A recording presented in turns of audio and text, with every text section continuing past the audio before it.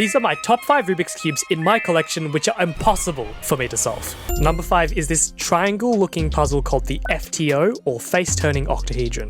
This cube has 8 sides with each face in the shape of a triangle. But turning this cube is really disorientating, as instead of turning on the corners like a regular Pyraminx, it turns on the face, like this. I don't even know where to begin with this cube. I've owned this cube for years without knowing how to solve it.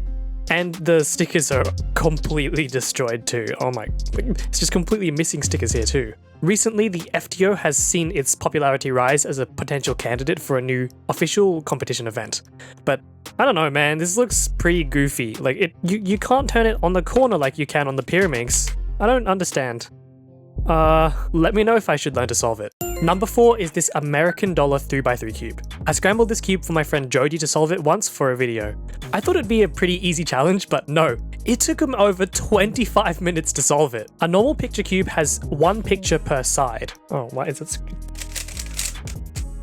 A normal picture cube has a single picture per side. Oh wow, this is cursed. But because of that, it makes it pretty easy to figure out and solve. But this cube consists of 3 identical American dollar pictures.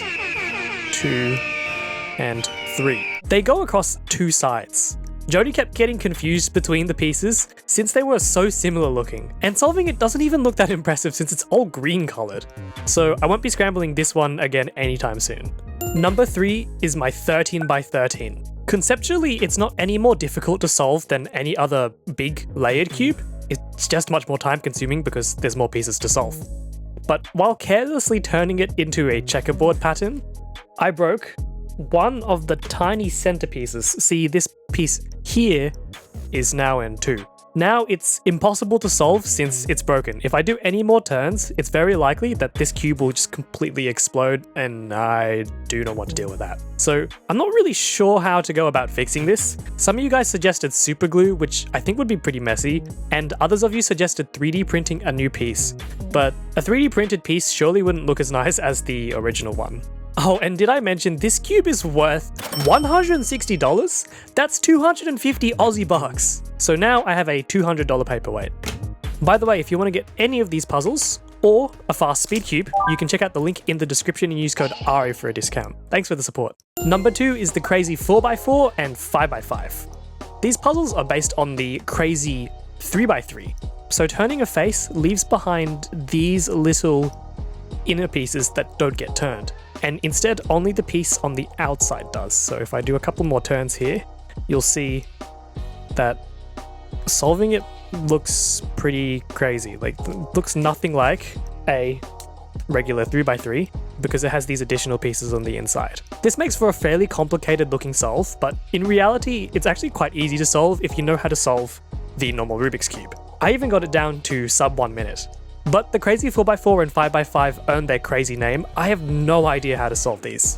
I thought it would be the same as solving the crazy 3x3, where eventually everything just gets solved, but nope, I ended up with these like weird cases at the end after trying to do the 4x4 parody alg.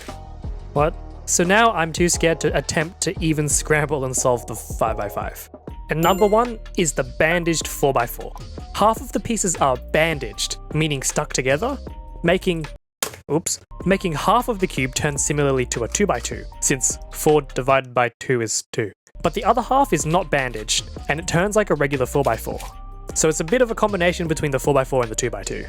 However, in order to turn the small 4x4 pieces, you need everything to be aligned. So here I've got a big bandaged piece that'll block the turning of the small 4x4 pieces. So if I put this here, then I can turn the 4x4 layer independently. So I found a tutorial on YouTube which seems pretty straightforward, but I ended up spending an hour trying to figure it out instead of doing study for uni with little to no progress. This is where I got up to.